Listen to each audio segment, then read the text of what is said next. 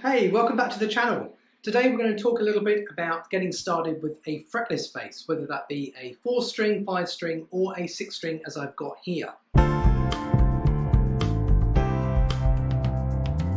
The very first thing you need to do when you're going to start to play a fretless bass is to get one of these, a tuner.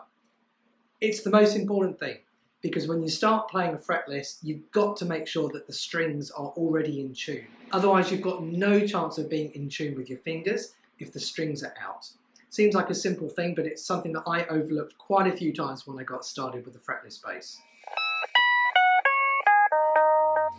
There we go. So look, I tuned this bass up about 5 minutes ago. It's particularly hot at the moment in Brisbane, Australia. And so the room temperature, the heat can affect the tuning of your bass quite dramatically. And that is really obvious when it comes to playing a fretless instrument. So just keep that in mind. I've been gigging with this bass a lot recently, and I realised that I have to tune it up more often than I normally would with a fretted instrument. I have to really make sure that I've got that intonation right. So before each set, if I'm gigging, I make sure that I get out the tuner and just double check that they're all exactly in.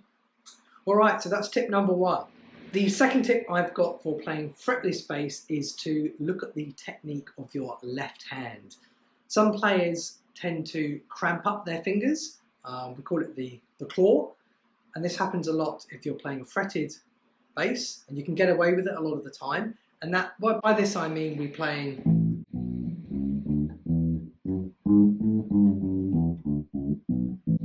moving the hand, moving the fingers all together, and you're relying very much on that movement. It's not brilliant technique, but you can get away with it on fretted instruments, but on a fretless you need to sort that out because we're going to need to have that accuracy with the fingers. So the first thing I suggest you start doing when you pick up a fretless bass is find a spot that's fairly comfortable on the neck, maybe up on the where the 7th fret would be, so starting around here, and start doing like just your major scale, whatever, or maybe even a chromatic, a run up. So I'm just going to do chromatic now. Spacing those fingers out. So you're essentially going by the 1 finger per fret rule. Now, I appreciate you guys can't really see on my bass, it looks like I've got no markings. I'll let you in on a little secret.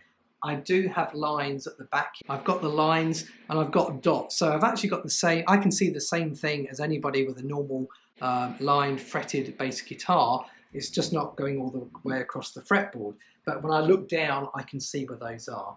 I've not experimented on playing a fretless bass that doesn't have any markings. That is a whole new place to go, which I'd like to try one day, but I'm not quite ready yet. So I know there's lots of guys out there that do play like that, and hats off to those guys. I'm relying at the moment with having those markings. I suggest if you're going to get started on fretless to maybe do that so that you've got the idea of where those frets would be. And coming back to the exercise, so we're going to do that 1 finger basically per fret.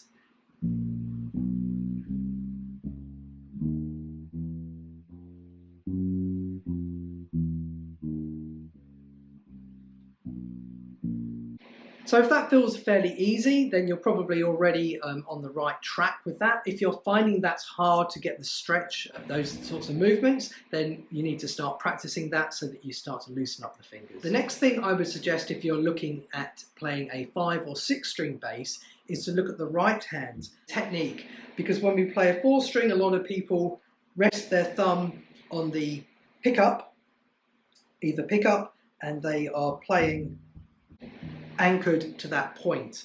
Now that doesn't work so well on a 5 or 6-string, especially because of this low B string, and it tends to rumble in the background, and so it's not very clean. And especially if you're going to do any recording at some point, you're going to have this sort of undertone going on throughout the music. So you want to try and clean that up. There's a couple of ways you can do it. The first thing I would suggest is to look at using your thumb to mute the strings. Now I've picked up a technique that I can't remember where I've seen. A lot of 6-string players tend to use it.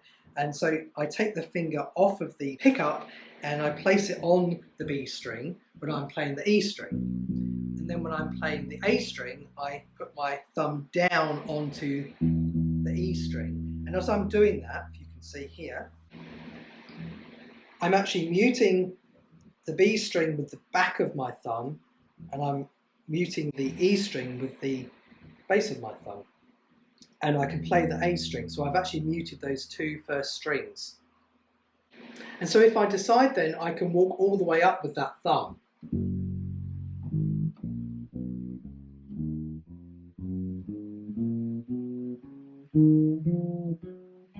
So if you found what I was talking about in this video useful and you'd like to find out more about the fretless 6-string bass, share this video, please subscribe to the channel, give it a like, give me a comment. So that's it for today. Thanks very much for watching, and I'll see you in the next video.